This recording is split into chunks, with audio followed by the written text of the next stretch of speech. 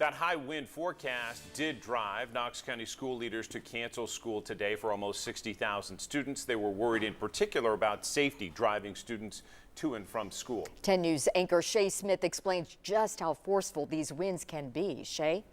That's right, John and Robin. So straight line winds can blow up to 100 miles per hour. Now that's the same speed as an EF0 or EF1 tornado. Now if you're inside, it may not affect you as much, but it's a real concern for people whose jobs require them to be out on the roads like truck drivers.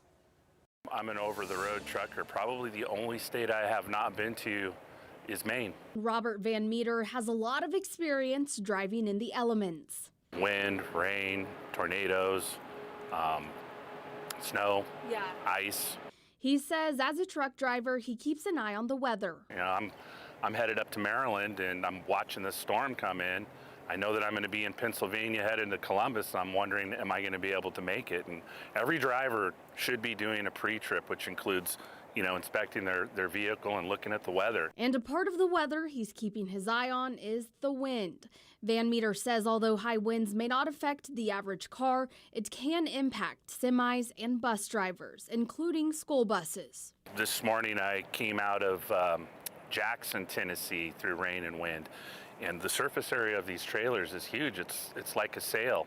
10 News meteorologist Tavian Whitehurst explains. So with these semi-trucks and with these buses, you have this huge flat surface, this flat plane for that wind to strike upon. A lot of these trucks also have a high center of gravity, so it's just like tipping something over versus having to put full force into knocking it over from the base.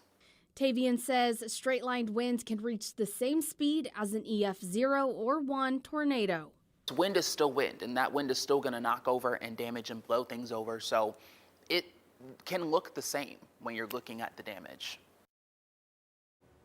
Now, Robert says he always monitors the weather on his route closely, and anytime he needs to pull over and let a storm pass, he of course will. Back to y'all. As he should. All right, Shay, thank you very much.